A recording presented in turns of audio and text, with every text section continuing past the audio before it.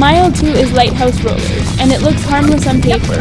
Short ups, quick downs, tree-lined curves. We've climbed out of Woods Hole, the harbor noises behind us, and the course turns into this rolling rhythm track. Most people think once you're past the big starting hill, it gets easier, but Mile 2 is where my stomach drops.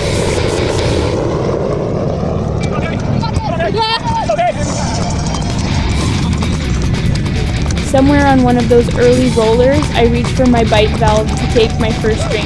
This is the moment my coach and I planned for. And I get nothing, just air.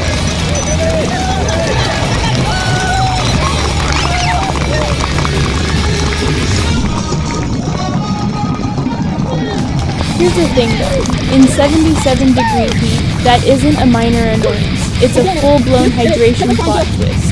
My system isn't kinked. It isn't just being weird. It has failed.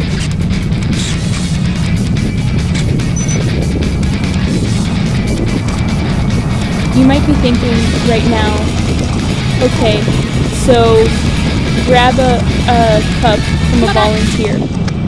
Problem solved. If I were you, that's exactly what I'd be thinking.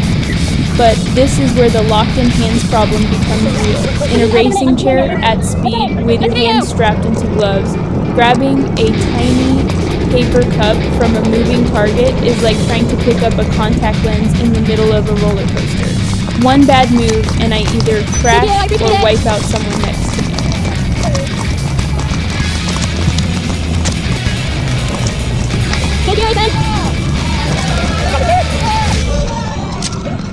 So I'm rolling over these lighthouse rollers, trees are flashing past, and I'm having this micro conversation in my head.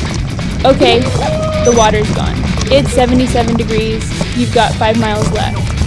What now?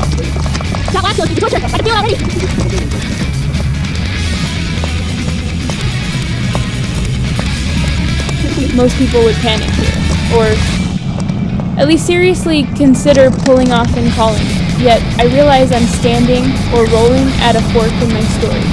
I can treat this as the moment everything falls apart, or I can use embedded truth and decide this is the moment my race becomes legendary.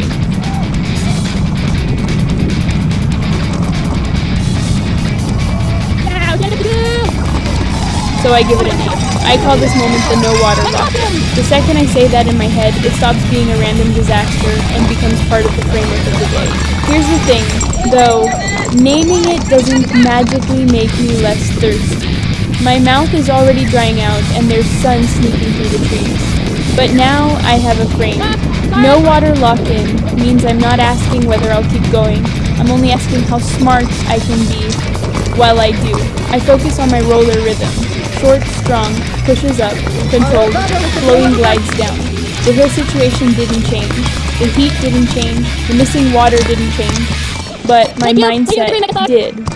By the end of Mile 2, I'm already thirsty, my tongue feels tacky, yet I'm calmer than at the start.